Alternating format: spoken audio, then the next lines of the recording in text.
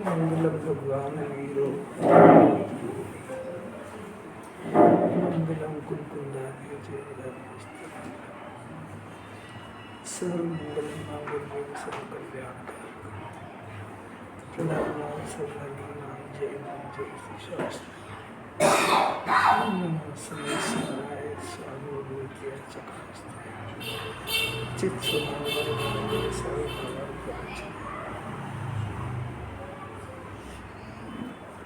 पढ़ो लिखनी है किसी का मोबाइल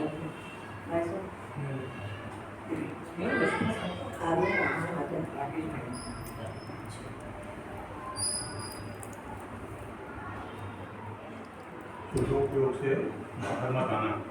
शुद्धोपयोग ही संसार से बचने का मार्ग है। शुद्धोपयोग में न रह सके तो प्रतीति तो यथार्थ रखना ही। यदि प्रतीति में फेर पड़ा तो संसार पड़ा है।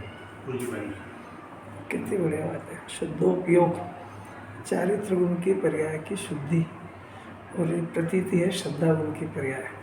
तो शुद्धोपयोग अगर कंटिन्यू नहीं रह सके तो श्रद्धा प्रतीति तो यथार्थ रखना कि आत्मा के आश्रय से ही मुक्ति होती है। और शुद्धोपयोग में यदि नहीं रहेंगे तो 8 कर्म का बंधन से कोई रोक नहीं सकेगा। ऐसी प्रतीति तो यथार्थ रखना अद्भुत बात है। सब देखो अपना जो है कल बहुत सुंदर चर्चा चली है, इसकी जो टीका है एक बार कोई पढ़ो। 218 में 19 गाथा की जैसे वास्तव में सोना कीचड़ के बीच पड़ा हो तो भी वह कीचड़ से लिप्त नहीं होता, अर्थात उसे जंग नहीं लगती, क्योंकि उसका स्वभाव कीचड़ से अलिप्त रहना है। इसी प्रकार वास्तव में ज्ञानी कर्म के मध्य रहा हुआ हो तथापि वह कर्म से लिप्त नहीं होता, क्योंकि सर्व कर्तव्य के प्रति किए जाने वाला राग उसका त्याग रूप स्वभावपना होने से ज्ञानी कर्म से अलिप्त रहने के स्वभाव वाला है। जैसे कीचड़ के बीच पड़ा हुआ लोहा कीचड़ से लिप्त हो जाता है, अर्थात उसमें जंग लग जाती है, क्योंकि उसका स्वभाव कीचड़ से लिप्त होना है। इसी प्रकार वास्तव में अज्ञानी कर्म के मध्य रहा हुआ कर्म से लिप्त हो जाता है, क्योंकि सर्व परद्रव्य के प्रति किए जाने वाला राग उसका ग्रहण रूप स्वभावपना होने से अज्ञानी कर्म से लिप्त होने के स्वभाव वाला है। 2 दृष्टांत दिए, लोहे का और सोने का। लोहे का स्वभाव ये कि उसमें जंग लग जाती है, सोने का स्वभाव ये कि उसमें कितने बरस कहीं भी पड़ा रहे तो उसको जंग नहीं लगती है। बेंसरी का भी एक वचन है ना, लोहे सोने को काट अग्नि में दीमक नहीं लगती। हाँ, और सोने का भी है, सोने में जंग नहीं लगती। हाँ, सोने में जंग नहीं, वो यहीं से लाए। देखो कहाँ से लाएंगे? आचार्य से लाएंगे, कहाँ से लाएंगे? ऐसा कैसे अपना शुद्धात्मा? अब आचार्य को कोई सोना और लोहा हुआ का डिसीजन नहीं कराना है, उनको तो स्वभाव का कराना है। अब दो स्वभाव हो गए, एक त्रिकाल स्वभाव और एक इसका प्रगट स्वभाव। हाँ, अब आएगी। थोड़ा दूर रखा था ना, मतलब बहुत सावधानी से सुन रहे हो आप, ये बात सिद्ध होगी। तो जो है त्रिकाल स्वभाव तो सभी पदार्थ का ऐसा है कि एक पदार्थ दूसरे पदार्थ रूप कभी होता नहीं, उसमें मिलता नहीं। और ये ज्ञानी कब बना कि ज्ञानी को अपने शुद्धात्मा की प्रतीति हुई, शुद्धात्मा का स्वसंवेदन हुआ, उसके बाद उसकी जाति बदल जाती है, उसका जात्यंतर हो जाता है, उसका स्वभाव ही बदल जाता है। तो स्वभाव बदलने पर अब क्या होता है कि अब उस कैसे ही 8 कर्मों के बीच में रहे तो भी उसमें लिप्त नहीं होता है। लिप्त नहीं होने का अर्थ उसमें एकता नहीं करता है। अब ये एकता नहीं करता है। अब ये अगला जो श्लोक आ रहा है बहुत अलौकिक समझने जैसा भी आ रहा है। तो अभी आचार्य को क्या सिद्ध करना है कि आचार्य को ये सिद्ध करना है कि 7 तत्व के अंदर मुनिराज को निर्जरा तत्व की प्रचुरता होती है। तो स्पष्ट समझ में आता है, अरहंत का स्वर भी बहुत स्पष्ट आता है कि जैसा बता रहे हैं दीर्घध्वनि में जैसा आत्मा का स्वरूप आया है तो वैसा जैसा द्रव्य स्वभाव वैसा पर्याय में भी पाया जाता है। मैंने आत्मा नहीं खाता है तो उनके संयोग में भी खाने की क्रिया दिखती नहीं है। पर चौथा और 5वां गुणस्थान ऐसा है कि इसमें बोलते कुछ है, प्रकृति कुछ होती है और कुछ होता है। तीन तीन है, ऐसा ये चौथा और पांचवा गुण स्थान ये बहुत समझने का होता है, बहुत गंभीर है, और इसमें ज्ञानी की साधक दशा की बात है और बहुत सावधानी से सुनना है, क्योंकि आचार्य इसमें ज्ञानी का पक्ष ले रहे हैं। ज्ञानी का पक्ष इसलिए ले रहे हैं कि उसमें इतना भी अभी कहेंगे और कह रहे हैं निर्जा अधिकार में कि ज्ञानी के भोग निर्जा के कारण है। तो अब बात उसको उसका अर्थ समझना चाहिए कि कुंदाचार्य, अमृत चंद्राचार्य, जितने भी आचार्य हैं सब एक दो भोग में मोक्ष जाने वाले हैं, पंच महामृत के धारी है। तो वो भोग का उपदेश कैसे देंगे? खुद उन्होंने भोग का त्याग कर रखा है, 5 महाव्रत कर रखे हैं, तो वो ये कहेंगे कि तुम भोग भोगो। जिन्होंने पूरे हर ग्रंथ के अंदर ये सिद्ध किया, जिन्होंने हर गाथा के अंदर ये सिद्ध किया है कि पुण्य का भाव कैसे उत्कृष्ट जाति का पुण्य हो, वो भी आश्रय और बंध का कारण है, तो भोग क्या निद्रा का कारण होगा? इसका अर्थ है कि भाई शाब्दिक अर्थ से इसका समझ भी नहीं आएगा, इसके भाव तक अपने को जाना पड़ेगा, भाव तक कुंदाचार्य के हृदय को समझना पड़ेगा कि वो क्या कह रहे हैं। वो तो स्पष्ट लिख रहे हैं ज्ञानी के भोग निद्रा के कारण है, और शाब्दिक अर्थ तो ये लगाएगा स्वच्छंद के भूमिका चार की थी, क्योंकि वो तो भोग में सुख बुद्धि तो उसको अनादि से ही है। अब इसका रहस्य उसको जानना चाहिए कि आचार्य क्या कहना चाहते हैं इसमें, कि भोग के काल में ज्ञानी को निद्रा चलती रहती है, भोग से निद्रा होती ऐसा नहीं कहना है। अब ये रहस्य को जानने के लिए सब गाथा पूरा निद्रा अधिकार और सबसे बड़ा अधिकार है, ज्ञानी के भोग निद्रा के कारण है, कहा ऐसा है, और इसमें यह सिद्ध किया है कि ज्ञानी को एक बार अपना ज्ञान स्वभाव ख्याल में आया तो उसको अभी साधक दशा में भोग तो गृहस्थ को होता है, मुनिराज को थोड़ी होता है। जो मुनिराज की बात करेंगे इसमें, तो जिसके भोग उपभोग पाए जाते हैं उसी की बात करेंगे। तो गृहस्थ की दशा चौथा और पांचवा गुण स्थान गृहस्थ की दशा है। चक्रवर्ती होते हैं मुनिराज, ये सौधर्म इंद्र चौथे, पाँचवें मनुष्य पर्याय में पाँचवें चौथे जो भी होते हैं, उनके संयोग में ऐसी परिस्थिति पाई जाती है। तो ऐसी परिस्थिति पाए जाने पर भी भोग भोगने के काल में भी उनको मिथ्या दर्शन संबंधी बंधन नहीं होता है, तो ये उनकी दृष्टि की महिमा बताना है। भोग से निद्रा होती है ये नहीं बताना है। अब ये भावनात्मक अर्थ को समझे बगैर ये बात उसको ख्याल में नहीं आएगी। और इसी ग्रंथ को पढ़ करके समाज में विरोध भी बहुत हुआ, वो स्वच्छंद होने के लिए पूरे चाल से उसको ज्ञानियों के सत्समागम में इसका अर्थ समझना चाहिए था। ऐसा कैसे ये चर्चा उन्होंने करी, तो अब उसमें सोने में और लोहे में उसका स्वभाव बता कर बताया। तो अज्ञानी का स्वभाव क्या है कि लोहे की तरह। क्या होता है लोहा कि जरा से एटमॉस्फेयर में उसमें जंग लग जाती है। तो अज्ञानी का स्वभाव कैसा है? द्रव्य स्वभाव की बात नहीं, पर्याय की बात है। इसलिए मिथ्या दर्शन मिथ्या ज्ञान होने के कारण वो जिस जानना तो स्वभाव है, तो जो ज्ञान में उसके गे टकराता है वो उसको या तो अपना मान लेता है या उसके बारे में चिंतन शुरू कर देता है या उसमें सुख खोजता है। ये उसमें लिप्त होने का उसका स्वभाव है। कब से चला आ रहा है? अनादि से चला आ रहा है। अब ये स्वभाव तो नहीं है, ये है विभाव। विवाद क्योंकि अभी विभाव है। अब अज्ञानी जीव उसको स्वभाव समझता है। अज्ञान हो गया ना, हे विभाव समझ गया स्वभाव। ये स्वभाव थोड़ी है, ये ज्ञान का ऐसा स्वभाव थोड़ी कि जिस ज्ञेय को देखे उसके बारे में विचार शुरू कर दे, ऐसा कुछ इसका स्वभाव नहीं है।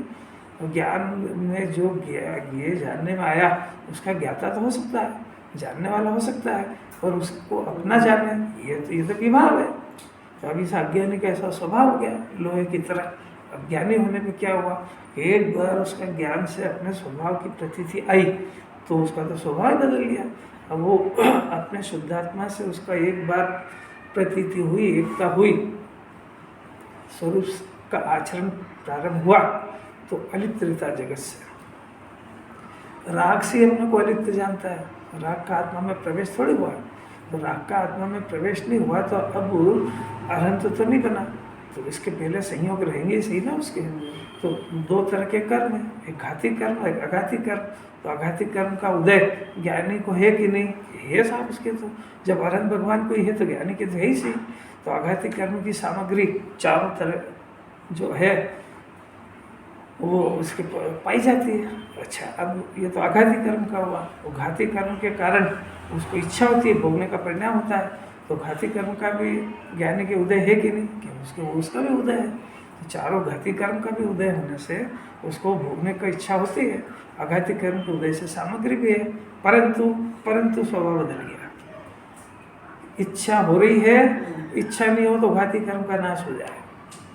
तो घाती कर्म सत्ता में पड़ा क्योंकि अनंत नहीं बने, और अघाती कर्म केवली को है तो इसको कैसे नहीं है, इसको भी है, परंतु ये ज्ञान स्वभाव बदल गया इसका। अब ये उन 8 अघाती कर्म के उदय में रहते हुए भी अपने शुद्धात्मा से लिप्त होना सीखने के कारण अज्ञानी कला नहीं सीख पा रहा है। सीख जाएगा तो ज्ञानी बन जाएगा।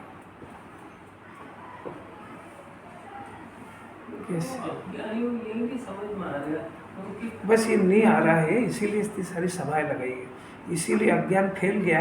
तो आज जो सुहाग दशमी चल रही है अज्ञान की वजह से तो चल रही है। जैसा वो महिलाएं मानती है वैसा दुनिया में आज तक कोई घटना घटी ही नहीं। जरा वस्तु स्वरूप से विचार करो, किसी के कहने नहीं कहने से नहीं। अगर ये महिला उपवास करे, रोटी नहीं खाए, इससे उस दूसरे के आयु कर्म का क्या संबंध? कोई जवाब तर्क भी तो हो कोई। और यहाँ जैन दर्शन में कह रहा है कि अपना आयु कर्म अपने विकल्पों के बस में नहीं तो दूसरे का आयु कर्म अपने कहाँ से होगा? ऐसा अपने वो उपवास से दूसरे की आयु कर्म गड़बड़ जाएगी। और फिर पुरुष को भी करना चाहिए, और फिर महिला पुरुष ही क्यों, फिर एक के उपवास से दूसरे का सभी का हो जाना चाहिए। फिर ये जिनवाणी के सिद्धांतों का क्या होगा? कौन से समय हो एक बड़े नहीं घटसी। अरविंद भगवान ने वो जिस समय आयु कर्म पूरा होएगा तो वो भी अपने शरीर को नहीं रोक पाए, तो दोनों में से कौन सी बात सही है? इसलिए जैसा ये आज के परंपरा में विपरीत कुरीति चल गई है, वैसी घटना दुनिया में आज तक नहीं हुई है। और वैसी घटना, वैसे उस संबंध की जो मान्यता है वो इसने अपनी बुद्धि से ग्रहण करी है, इसलिए उसका नाम अग्रहित मिथ्या दर्शन है। और जिसको अग्रहित मिथ्या दर्शन से निपटना नहीं आ रहा है तो यहाँ कुंदाचार्य ग्रहित मिथ्या, वहाँ वो ग्रहित है और ये अग्रहित की बात चल रही है।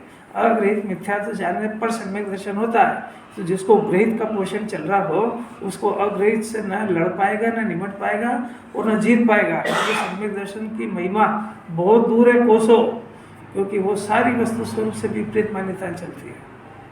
तो भूल के जो अज्ञान में हो गया सो हो गया भैया। अज्ञान में तो इसने सभी रात्रि भोजन भी किया, मांस भक्षण भी किया, सभी कुछ हुआ है। कोई अनादि से भगवान थोड़ी था, द्रव्य से था, उसकी क्यों वैल्यू थोड़ी है उसकी। और यहाँ में तो सारी विपरीतता चली रही है ना। तो तत्व अभ्यास के बल पर ही ये मान्यता जाएगी। किसी को बोलने से, बताने से, डराने से, धमकाने से तो कुछ नहीं होएगा। उसका जो वस्तु स्वरूप समझ में आएगा कि जिन्हें परमात्मा क्या घोषणा कर रहे हैं कि आयु कर्म, आयु कर्म का ग्रहण आत्मा को लगता ही नहीं है। आयु कर्म जो मैक्सिमम 33 सागर है आयु, और जीव तो अनादि अनंत है। अनादि अनंत बड़ा है कि 33 सागर बड़ा है? ये तो अपने को क्षण भर वाला मानना यही मिथ्या दर्शन है। तो वो प्रकरण नहीं है। प्रकरण तो ये है कि अज्ञान में घुस गई ये बातें। ऐसे ही अज्ञान में अपना स्वभाव समझ गया उल्टा। नहीं अगर समझता तो चार के भटकता क्यों? अब ये स्वभाव बदल सकता है, क्योंकि ज्ञानी का स्वभाव ये है कि साधक दशा के अंदर वो जब तक भी जितने भाव रहे तब तक सब कैसे बढ़िया से बढ़िया भी उदय आते हैं और खराब से खराब भी आते हैं। कोड़ीपति मिल गया तो भी अलिप्त रहे, और सौदम इंद्र बन गया तो भी अलिप्त रहे, चक्रवर्ती बन गया तो भी अलिप्त रहे। अलिप्त रहे का अर्थ उसके उन संयोगों के साथ में एकत्व करके अपने को सुखी दुखी नहीं मानते हैं।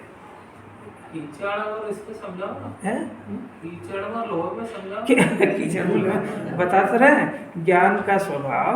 अब देखो ये ज्ञान का स्वभाव तो अभी ज्ञानी होने पर पकड़ में आ गया, पर अब इसके लिए जिनवाणी कह रही है कि भी त्रिकाल स्वभाव तो तुमको समझ में आया ही सही। अगर ये जीव स्वभाव से इसको किसी से मिल जाता तो अनादि से राग और शरीर के साथ में रहा हुआ है, तो राग के साथ रहने से रागी बन जाता, शरीर के साथ रहने से जड़ बन जाता।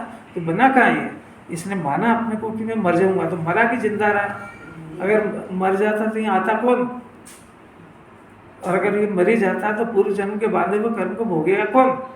और अगर आपने यहाँ पे पुण्य के जो भाव किए हैं तो इसका उदय आएगा ना, तो आप मरी जाओगे तो ये पुण्य का उदय भोगेगा कौन अगले जन्म में? और स्वर्ग में जाएगा कौन? तो इसका मतलब है कि भाई ये जीव की सत्ता अनादि अनंत है और ये फंक्शन चल रहा है। अब ये चल रहा है ना, तो अब ये इसके साथ में एक अज्ञानता चल रही है। वो अज्ञानता ये है कि अनादि से ही कर्म के उदय के साथ एकता कर रहा है। इसमें कभी शुद्धने के विषय की चर्चा सुनी नहीं। ज्ञानी ऐसा रहता है कि ज्ञान स्वभाव को स्व जानने के बाद की तो बात ही चल रही है, बाद में उसके स्वभाव में जाति परिवर्तन हो गया। जैसे एक महिला है, शादी हुई उसकी, तो शादी हुई तो गोत्र परिवर्तन हो गया कि नहीं हुआ? अब उस माता पिता के गोत्र से, उस माता पिता के परिवार से यहाँ पर सुआ सूतक लगेगा कि नहीं? क्यों नहीं लगेगा? क्योंकि पैदा तो वहाँ हुई है। अरे वो हो ही वहाँ भले हुई हो, पर अब उसका जाति परिवर्तन हो गया है, इसलिए उसका सुआ सूतक इसको नहीं लगेगा। ऐसा कैसे अज्ञान में सारे कर्मों से लिप्त होता था जी, अब उसका जाति परिवर्तन हो गया, नाम बदल गया इसका।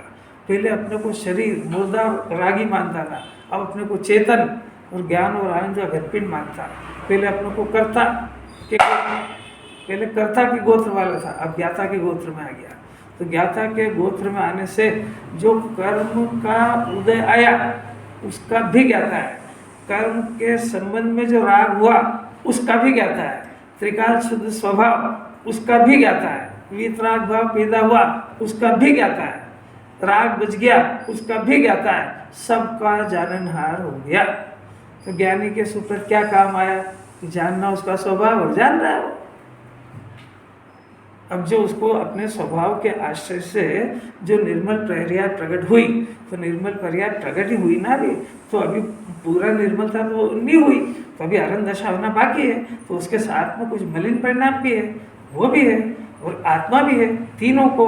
तो ज्ञानी के तीनों को जानता है यथार्थ, मलिन पर्याय, निर्मल पर्याय, शुद्धात्मा, तीनों को एक समय में बराबर जानता है। अब इसके अंदर जो शुद्ध आत्मा को जानता है इसका नाम निश्चय है, और वो जो पुण्य भाव, राग बुझ गया, वीतराग भाव, इसको जानना इसका नाम व्यवहार है। अब ये है तो जानेगी सही। कुछ बात में नवीनता लगती है कि नहीं लगती है, कि ऐसी रटी रटाई बातें समझ में आती है, तो ऐसा स्वभाव हो गया उसका। अब वो रहता है, जब तक भी रहता है इतना ईमानदार पवित्र हो गया, उसका ज्ञान केवल ज्ञान की तरह सकल ये जानने में आते हैं अनंतानंत पदार्थ, तो किसी भी पदार्थ को अपना नहीं जानता है। अज्ञानी अपना जाने बगैर रहता नहीं है, और ज्ञानी किसी भी ज्ञेय को अपना नहीं जानता है। ये स्वभाव बदल गया कि नहीं बदल गया? इसलिए वो ज्ञानी का स्वभाव सोने जैसा हो गया। अब अभी तो बात ये कही कि यह तो सम्यक दर्शन होने के बाद हुआ, पर इसका एक अंश अभी भी जिंदा है। कौन सा? कि इसका वर्तमान का व्यक्त ज्ञान भले मिथ्या हो, पर ये आत्मा का अंश होने के कारण जिस तरीके से आत्मा को भी जंग नहीं लगती है, मैंने शरीर के जड़पना आत्मा में नहीं आई है, राग का आश्रमपना आत्मा में नहीं आया, उसी तरीके से जो मिथ्या ज्ञान है ये भी ज्ञान केवल ज्ञान के स्वभाव वाला है। तो केवल ज्ञान के स्वभाव होने वाला विपरीत जानता हुआ भी किसी ज्ञेय के साथ लिप्त नहीं होता है। ये उसका वो त्रिकालिक स्वभाव है, ऐसे इसका जानने रूप भी त्रिकालिक स्वभाव है।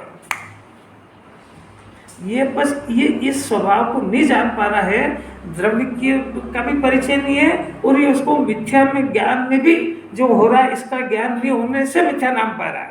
और जिस क्षण ये समझ जाएगा उसी क्षण यही ज्ञान सम्यक ज्ञान नाम पाएगा, क्योंकि ऐसे उसका जंग तो लगता ही नहीं था, उसको लिप्त तो फिर भी नहीं हो रहा था वो। अगर ये लिप्त हो जाता तो क्या होता कि अरहंत भगवान की दिव्य ध्वनि में 7 तत्व की बात नहीं आती।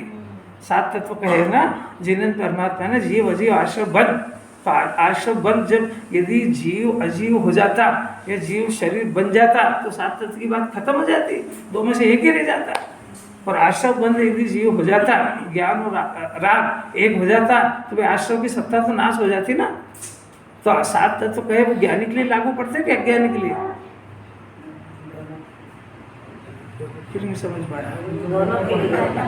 मैंने 7 तत्व का ज्ञान ज्ञानी को भी होता है, तो ज्ञानी को बस वो आश्रव है, पुद्गल है, जीव जीव है, ऐसा समझ गया, ऐसा समझा और संवर का जन्म होता है। नहीं समझ रहा है, संवर का जन्म नहीं हुआ, यानी जिनेंद्र भगवान की दिव्य ध्वनि से ये जीव इनकार कर रहा है। भाषा में स्वीकार करता है पर मन में स्वीकार नहीं करता है। भाषा में आया लोहा। हाँ, तो भाषा का तो भाषा आपको नक्शा बनाया तो नक्शे में बिल्डिंग बनी कि नहीं बनी? अरे जो नक्शा पास कराया वो बिल्डिंग है कि नहीं है? वो काल्पनिक। कैसे समझाए यार? पहले हर काम नक्शे में ही होता है, तो पहले कल्पना में ही आप समझ लो कि मेरा जीव ज्ञान है, ये नक्शा बना के बता रही जिनवा ने। प्रैक्टिकल तो आप इसको करो बंद और लगा फील्ड के अंदर। वहाँ फिर नक्शे में तो एक पेज के अंदर इतना इंच इतने फुट लिखा हुआ है, और जब बनाओगे तो पता लगेगा वो तो वहाँ तक है। तो अभी नक्शे के बाद ही तो बनाएंगे, तो आप पहले नक्शे में मानसिक ज्ञान में शुद्धात्मा का स्वरूप समझ लो। ये जो परिणाम चल रहा है इसका नाम आश्रव कह रही जिनवाणी, और ज्ञान इसको भिन्न कह रही है। ज्ञान का स्वभाव जानना है, आश्रव करके से कनेक्शन करने पर पैदा होता है, ज्ञान अंदर से पैदा होता है। ज्ञान का स्वभाव जानना है, आश्रव का स्वभाव दुख देना है, ये आप जानो उसमें। और ये आश्रव होता किसके पीछे कि शरीर को जब तक सो जाने का आश्रव बंद चालू रहेगा। तीनों यही होते हैं। कोई बोल के बताएगा? नहीं बोलता अरे यहाँ पढ़ो जिनवाणी, यहाँ लिखी है भाई, इसमें थोड़ी लिखी है। इसमें तो नक्शा है, आपको बताएंगे ये आश्रम बंद इसमें थोड़ी होगा। लोहा सोना इसमें है क्या? लोहा सोना तो इधर है, और यही लोहा यही सोना। अगर ये गेयों को देख करके उसकी डूब जाता है, अभी तो इतना ही शेर में हो रहा है, अभी तो आगे आचार्य कहेंगे, और ये तो ऐसा निशंक हो जाता है कि सात भय रहित हो जाता है। अभी सम्यक दृष्टि के 8 अंग आएंगे भी, और 7 भय से रहित, वो सातों भयों के बारे में जिनवाणी कहेगी। अरे बहुत मस्त अधिकार है, तो जीव निर्भीक होके घूमेगा इसमें। कैसा समझ में आया? आप देखो भावार्थ देखो, जैसे कीचड़ में पड़ा हुआ है, सोने को जंग नहीं लगती, वो लोहे पे लग जाती है। उसी प्रकार कर्म के मध्य रहा हुआ ज्ञानी कर्म से बनता नहीं है। गजब हो गया, नहीं बनता है, यानी वो मिथ्या दर्शन संबंधी। वो जो राग का बंधन है, अभी उसकी बात नहीं कर रहे हैं। राग का बंधन अपने काल क्रम में जाता है। ज्ञानी उसको कहते हैं कि जो मिथ्यात्व के ऊपर विजय प्राप्त कर चुका है, राग पे विजय प्राप्त कर ले, उसको केवल ज्ञानी कहते हैं। इंस्पेक्टर साहब, 2 बात समझ में आई?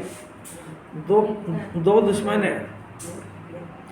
मिथ्यात्व पे विजय प्राप्त कर ले उसको ज्ञानी कहते हैं, और राग पे विजय प्राप्त कर ले उसको केवल ज्ञानी कहते हैं। अब पहले राग से लड़े कि मिथ्यात्व से? अरे दुनिया में तो चलते ही उल्टा है। धर्म के नाम पे भाषण देखा, देखो सर तुम घर में बहुत राग करते हो, थोड़ा राग कम करो। अच्छा, वो राग का भाव चल रहा है, पहले उससे निमट लो, पहचान तो लो उसको। ये पूरी थी आई ना, तो यहीं से भाई मेरे राग से आयु बढ़ जाएगी। कहाँ लिखा है साहब? तेरे अज्ञान में लिखा है, जिनवाणी में तो नहीं लिखा। राग भी तो मिथ्यात्व का पार्ट है। नहीं, राग चारित्र का अपराध है। राग उत्पन्न होना ये चारित्रिक दोष है। राग ज्ञानी के भी होता है, राग सिर्फ केवल ज्ञानी को नहीं होता है। अब ये तो हुआ चारित्रिक दोष। अब एक श्रद्धा का दोष भी, इस राग को भला मानना, इस राग से पर में काम हो रहा ऐसा मानना, ये अलग बीमारी है। इसका नाम श्रद्धा की विपरीतता है। ये श्रद्धा का दोष है, ये श्रद्धा का दोष है। और वो राग को स्व जानना, ये भी श्रद्धा का दोष है। ये उसके विपरीत श्रद्धा है अपने संबंध में, क्योंकि है ज्ञान में और अपने को राग में मान रहा है। तो राग होना अलग बात और राग को अपना मानना अलग बात है। ज्ञानी किसको कह रहे हैं कि वो राग को अपना मानना बंद हो गया, राग बंद नहीं हुआ है।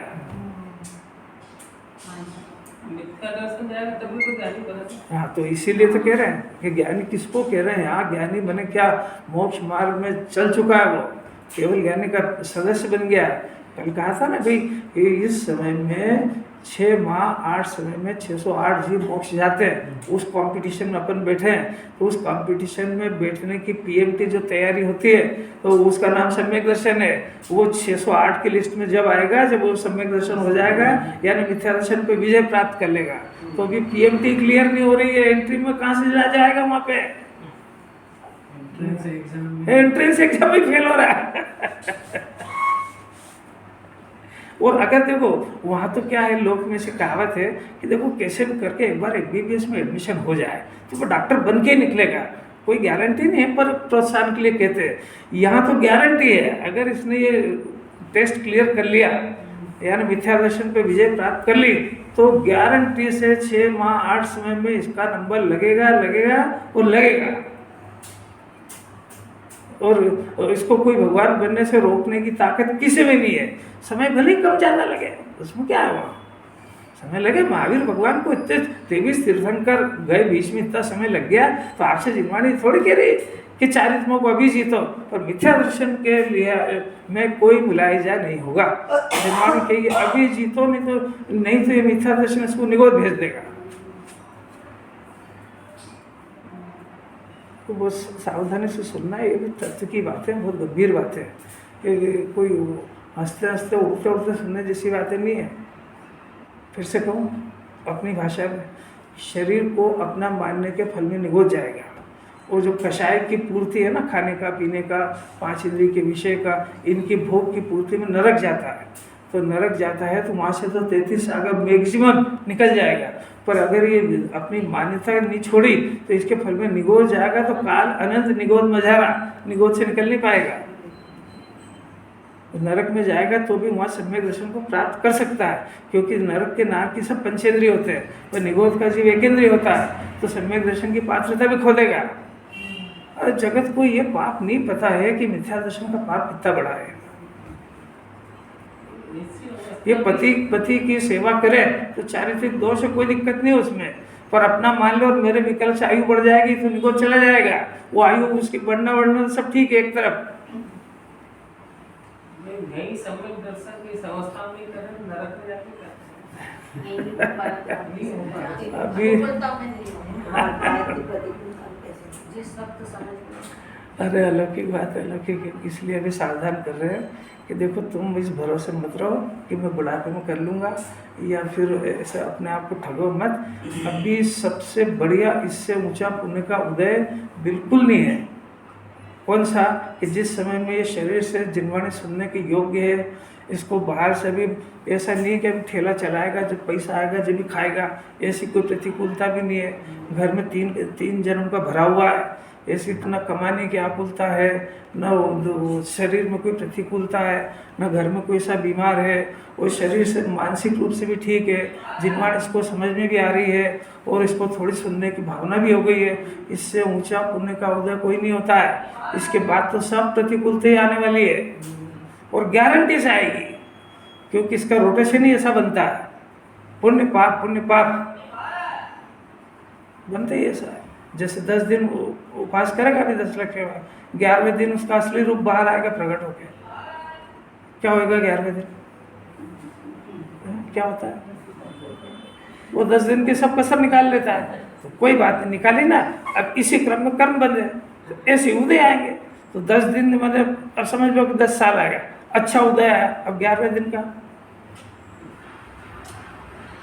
नहीं आएगा, उदय नहीं आएगा।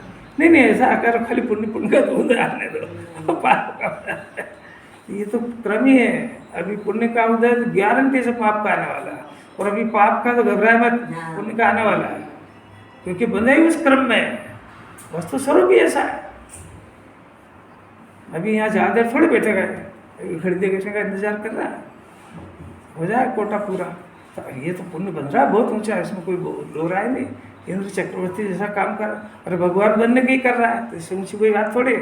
पर अभी असली रूप 10 बजे प्रकट होएगा, उसके कर्म नहीं बनेगा, तो उसका उदय नहीं आएगा।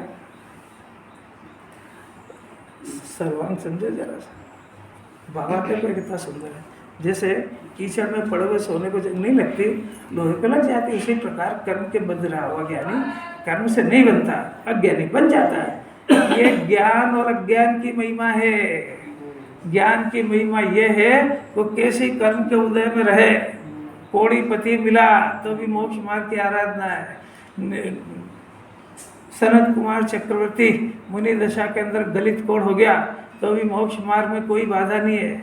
और चक्रवर्ती इतने भोग भोग रहे हैं तो भी ये ज्ञान की महिमा है और ये अज्ञान की महिमा है। अज्ञान की महिमा द्रवलिंगी बन गया, बाहर से महाव्रत पाल रहे हैं, तब भी वहाँ से केंद्रीय में आने की तैयारी है। ये अज्ञान की महिमा है।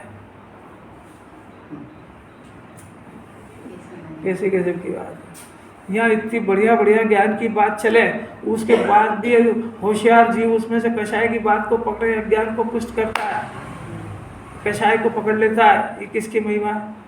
अरे क्या गजब हो गया। इतनी सारी बातें चलेगी वो नहीं पकड़ेगा, आपने वो बात की देखी। अरे भैया जो दूसरे में कहीं वही पकड़ ले भाई, यही बात है। ज्ञान की महिमा है वो ज्ञान की बात को कैच कर लेता है, कषाय छिलके को फेंक देता है। अज्ञान की महिमा वो ज्ञान की पकड़ते ही नहीं है। वो क्षण ज्ञान की, ज्ञान बढ़ाने की बात पड़ेगा, व्रतोपवास की पकड़ेगा, पर जो आत्मा की बात उसको छोड़ देगा। वो उसकी महिमा ही ऐसी है कि वो करे क्या। इसलिए गुरुदेव का तो एक मंत्र था, बड़ा जीव भगवान है, वो विरोध करे तो भी भगवान है। और बेचारा समझते ही नहीं तो क्या करे, ऐसा भी जीव समझते ही नहीं है। तो इसमें बहुत सारी सभी बातें आएगी, कषाय संबंधी भी आएगी, ज्ञान की भी आएगी, राग की भी आएगी, शरीर की भी आएगी, सब बातें आएगी। तो इसमें से ज्ञान की सब छोड़ देता है और कषाय और राग की सब पकड़ लेता है। ऐसे अलौकिक बात है। इसमें तो सब आएगी, क्षम ज्ञान बढ़ाने की भी आएगी, ऑटोमेटिक आती है, और अपने परिणाम सुधारने की भी आएगी। तो क्षम ज्ञान बढ़ाने की तो पकड़ लेगा झट से, और अपने परिणाम सुधारने के जहाँ आए वहाँ उसको झपकी आ जाएगी। अपने काम की कौन सी है? क्षम ज्ञान 11 9 पूर्व का पढ़ लिया आनंद बार, वो सिर्फ बार बकवास करने के काम आता है। वो क्षम ज्ञान बढ़ने से इस मनुष्य पर्याय का एक जन्म भी कम नहीं होता उसमें। बंडी से कड़क बात लगती है, यही हो कि बाहर फिजिकली कि मेंटली तो बार बार जो आता है कि 11 अंग के पाठी हो गया, हाँ। तो वो 11 अंगों में भी तो सब कुछ आत्मा की बात है, फिर क्यों नहीं आत्मा? अब भी हाल ही तो कहा कि वो छिलके को पकड़ता है। 11 अंग 9 पूर्व के इसके अंदर जिनवाणी में एक तो शुद्ध स्वभाव की भी बात आएगी, मोक्ष मार्ग की भी बात आएगी। तो वो बेचारा समझ नहीं पाता है, क्योंकि ये सब निर्मल पर्याय है। 8 कर्म बंद रहे, अब एक भी तो आँख से नहीं दिखता उसको, तो ये दिखता नहीं उसको। अब इसी के काल में राग की बात आती है, थोड़ी बहुत राग की, तो वो राग की पकड़ लेता है, थोड़ी संयोग की आती है उसको पकड़ लेता है, वो ज्ञान की बात को छोड़ देता है। अब ये तीनों बातें आए बगैर वस्तु स्वरूप चलते ही नहीं है। निश्चय में था निरूपण थोड़ी होता है, निश्चय में तो एक ही बात है, आत्मा शुद्धता की खान है। अब उसको क्या बोले, उसमें दूसरी कोई बात ही नहीं है। अब व्यवहार नहीं में अशुद्धता में फिर ढेर सारा वर्णन है उसका। आत्मा आरूपी अमूर्ति के बस, अब उसके अलावा बोले क्या? तो निश्चय में ज़्यादा विस्तार नहीं होता है, जितना विस्तार होता है व्यवहार में होता है। उस व्यवहार को समझाते हैं, पर व्यवहार को समझाते हैं वो निश्चय प्रकट करने के लिए, और व्यवहार को तो छोड़ने के लिए। तो अब ये क्या करता है, व्यवहार की पकड़ता है, निश्चय को छोड़ देता है, जबकि इसके काम की तो निश्चय थी। ये सब सुनने की रोज अलर्ट करते हैं कि सुनने की कला ये है कि बात आएगी व्यवहार से, तुमको पकड़ना है निश्चय, उसमें से निश्चय निकालना आना चाहिए। गुरुदेव कहते थे भाई व्यवहार की बात, व्यवहार से ही सब ग्रंथ लिखे। ज्ञानी उसको कहते हैं व्यवहार की बातों में से निश्चय निकालने में पारंगत हो, एक्सपर्ट। क्योंकि व्यवहार तो खाली समझाने के लिए किया जाता है, व्यवहार तो छूट जाता है, और जो छूट जाता है उसको क्या पकड़ना, जो शाश्वत रहता है उसको पकड़ो। अभी बताते देखो कि आत्मा अनादि अनंत है, ये निश्चय की बात है। अब ऐसे भाव से ऐसे कर्म बनते हैं, अधिकतम 33 सागर की आयु, 21 सागर की आयु, और फिर वहाँ से नरक में से निकल समय दर्शन छूट जाता है। ये सब व्यवहार की बातें है। अब वो उसको कौन सी पसंद आएगी? व्यवहार की। जबकि आत्मा अनादि अनंत है, उसको नहीं पकड़ता है वो। अब अनादि अनंत बड़ा है कि 33 सागर बड़ा है? वो बोलेंगे कुछ करेंगे तो ही होगा। हाँ कुछ कर करेंगे जाने जाने में क्या रखा है बोले। देखो है ना, तो उसने खुद ने बोला ना। अब देखो इसी बात को देखो, जिनवाणी कह रही है कि आत्मा का स्वभाव ज्ञान स्वभाव है, जानना उसका स्वभाव है और करना उसका स्वभाव ही नहीं है। अब इसने अपना करना स्वभाव माना, जब भी तो उसका शब्द निकला कि कुछ करेंगे नहीं तो कैसे मिलेगा। तो अपने को जिनवाणी अकर्ता कह रही है, इसने अपने को कर्ता माना। ये सुन रहा है? नहीं सुन पा रहा है ना। जो जिनवाणी कह रहे हो नहीं समझ पा रहा है ना। वो जिनवाणी कह रही है जीव का ज्ञान स्वभाव है, अज्ञान दशा में भी ज्ञान है। सम्यक ज्ञान होने पर तो ज्ञान हो ही सही। तो वो ज्ञान क्या करेगा? जितना निश्चय है उसको निश्चय जानेगा, जितना व्यवहार है उसको व्यवहार जानेगा, जितना दुख है उसको दुख जानेगा, जितनी शांति चले उसको शांति जानेगा। ऐसा थोड़ी कि चल तो रही शांति है कषाय के अभाव की अनंत अनुबंधी की, और जान ले मेरी मुनि दशा हो गई तो तेरा ज्ञान खोटा है, जैसा तैसा नहीं बता रहा है। अब डॉक्टर ट्रीटमेंट कैसे करेगा? लेबोरेटरी गड़बड़ हो गई तो उसको खून में बीमारी है ही नहीं और उसने बता दिए, मर गया पेशेंट। तो क्योंकि डॉक्टर दवा तो लेबोरेटरी रिपोर्ट से करेगा नहीं समझ। आपका गुण स्थान कौन सा है आप चेक करो, जिनवाणी नहीं बताएगी। आपको अपना आत्मा कितना समझ में आया आप जानो। आपको यहाँ इतना रोज सुनाया जा रहा है तो आपको 1000 तरह की प्रतिकूलता आएगी, तो उसमें आपका ज्ञान फंसता है, डूबता है कि अपने आप को निकालने की कला जानता है। तो जिनवाणी को इससे मतलब है, शास्त्र ज्ञान से कोई मतलब नहीं है। और वहाँ अगर आकुलता में झुक गया और उसने परिणाम खराब कर लिए तो ये सब पड़ा पड़ा धरा रह गया, मनुष्य पर हार गया। क्योंकि जिनवाणी ने यह कब कहा था कि प्रतिकूलता का उदय नहीं आएगा?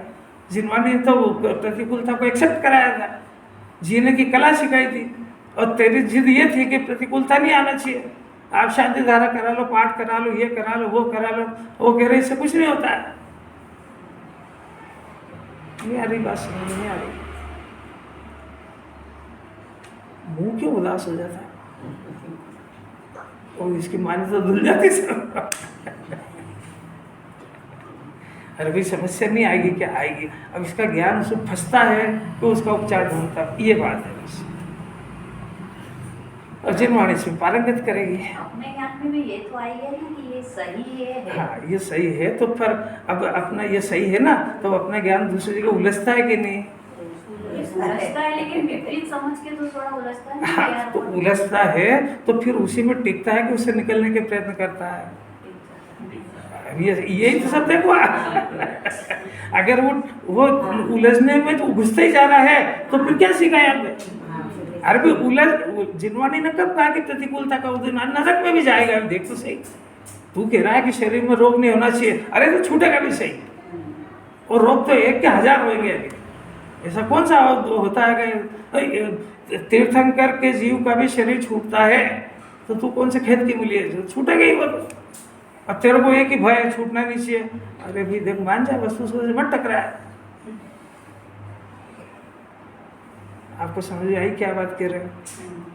उदय तो आएगा, यही तो रोज सिद्ध कर रहे हैं कि ज्ञानी के भी आता है। तो ज्ञानी उसमें अलिप्त रहता है, यानी न तो प्रतिकूलता में घबराता है और न पुण्य के उदय में चेटता है। पाप पुण्य फल माही हरक बिलखो मत भाई, यह पुद्गल पर्याय उपजे विंसे फिर था। ये कैसा उदय? मैंने आप पाप के उदय में घबराए और पुण्य के उदय में फूल गए, तो पूरी जिनवाणी ABCD कुछ भी समझ में नहीं आई। ऐसा समझने पे जीवन में पढ़ने में भी राग द्वेष होने लगता। रागी द्वेषी को तो राग द्वेष होएगी सही, तो उसी को तो हटा रहे। जिनवाणी वितरागता के लिए राग द्वेष कराने के लिए। पढ़ने के बाद राग द्वेष ज्यादा करते हैं। ये पढ़ने के बाद में इसका ज्ञान की थोड़ी सी खिलावट हुई। तो जैसे अभी ये तत्व नहीं सुनते हैं ना, तो मंदिर में पूजा पाठ करते हैं तो ज्ञान तो बेहोश है, उसको पता ही नहीं लगता है कि मेरे अंदर यहाँ गंदे परिणाम भी चल रहे हैं। बेहोश है ना, तत्व कभी सुना नहीं। अब ये थोड़ा सुन लिया 2, 4, 5 साल, तो इसको थोड़ी थोड़ी परिणाम की परख हुई और इसका ज्ञान का इन्लॉर्जमेंट हुआ, ज्ञान की थोड़ी क्लैरिटी बढ़ी। तो इसको लगेगा कि जब मैं पूजा करता हूँ उसमें परिणाम ज़्यादा खराब होते हैं और जब घर रहता हूँ तो परिणाम कम खराब होते हैं, ऐसा इसको दिखेगा वहाँ पे। वास्तविकता क्या है कि ये परिणाम अभी खराब होना शुरू हुए कि पहले भी होते ही थे, पहले होते थे, तू होश में नहीं था, अब तू थोड़ा होश में आ गया है, क्योंकि ये तो अनादि से ही गंदे चल रहे थे। क्या कह राकेश जी? देखो करना, प्रैक्टिकल करो जरा।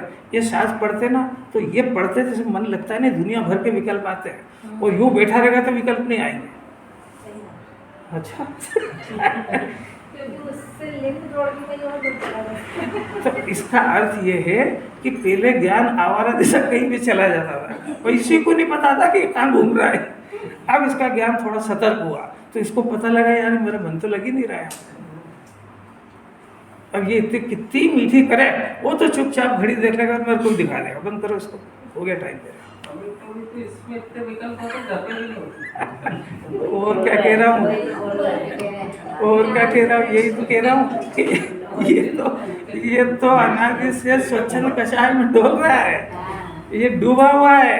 यहाँ थोड़ा थोड़ा जगह तो इसको पता लगा, अभी व्यवस्था एनालिसिस करने लग गया ना इसलिए। हाँ एनालिसिस ही करता है। फिर अरे इसको दिखता ही नहीं था, इसको ज्ञान नेत्र ने बंद कर दिया बिल्कुल। अब उसको जैसे माँ बाप है ना, तो इतने अंधे होते हैं कि पुत्र कोई उसकी गंदी आदत दिखती ही नहीं है, दिखती ही नहीं उसको। उसका छोरा काला कलूटा हो, नाक आ रही हो, कैसे गंदा हो, वो राजकुमार ही दिखता है, और दूसरे का राजकुमार हो तो गंदा दिखता है उसको। तो ऐसा अज्ञान में जो है अपने सारे अवगुण गुण दिखते हैं उसको।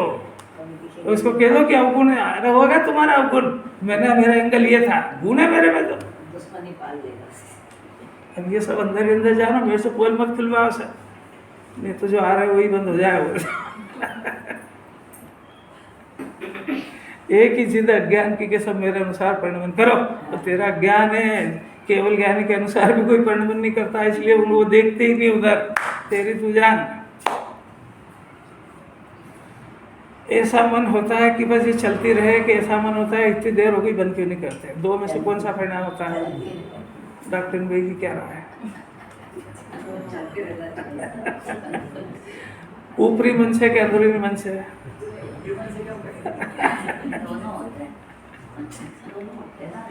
अनंत अनंत पुरुषार्थ है भाई, अपने प्रति भी ईमानदार नहीं रहा है, अपने प्रति ईमानदार नहीं है, दूसरे के प्रति क्या ईमानदारी रखेगा? मना कैसे करे? पर वो उसको ये नहीं पता, हाँ, और उसको ये नहीं पता है कि केवल ज्ञानी का मार्ग है, केवली को सब पता है। अरे केवली तो तुम विकल्प की बात करो तो श्रद्धान की बात जानते हैं कि इसके श्रद्धान में विकल्प की उपादेय बुद्धि पड़ी है। ये देखो, ये जो जिनवाणी सुनता है ये सुनता है बुद्धि से, और घर की बात सुनता उपादेय बुद्धि से। और जिनवाणी कह रही है इसको सुन उपादेय बुद्धि से, उसको सुन है बुद्धि से। ये पलटा की मामूली बात है। उपस्थिति इट इज नॉट इम्पॉर्टेंट, यारी बात, उपस्थिति कहाँ है ये महत्वपूर्ण नहीं है। महत्वपूर्ण ये कि उपाधि किसको समझता है।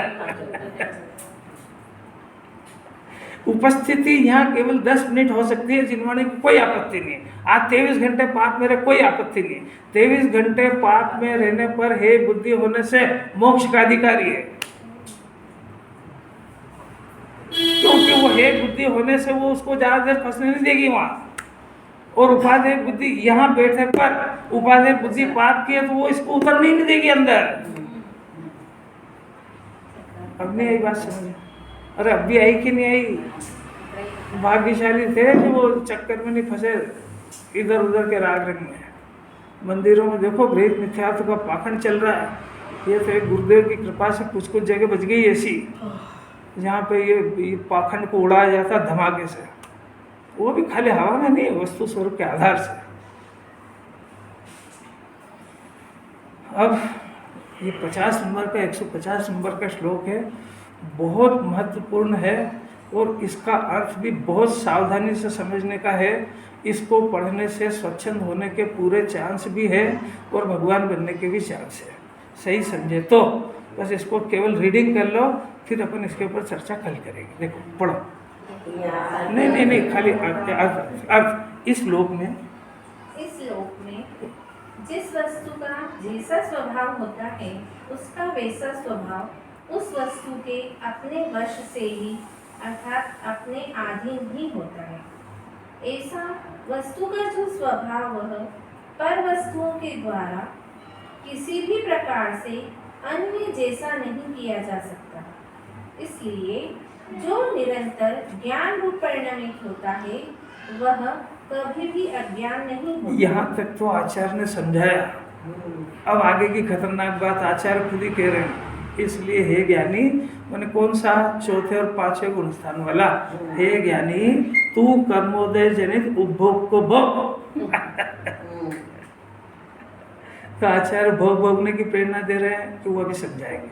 उपभोग को भोग, इस जगत में पर के अपराध से उत्पन्न होने वाला बंध तेरे को नहीं होता है, डरे मत। क्या गजब की बात। और अर्थात पर के अपराध से तुझे बंध नहीं। मैंने तू जो रोटी खा रहा, पानी पी रहा, दुकान पे बैठ रहा, तेरा कोई बंद नहीं होगा, भोग इसको। अब ये देखो आचार्य क्या कह रहे हैं इसको। भावार्थ देखना वो खतरनाक है। पढ़ो पढ़ो भावार्थ, पढ़ो कोई नहीं। वस्तु का स्वभाव वस्तु के अपने अधीन ही है। इसलिए जो आत्मा स्वयं ज्ञान रूप परिणमित होता है उसे परद्रव्य अज्ञान रूप कभी भी परिणमित नहीं करा सकता।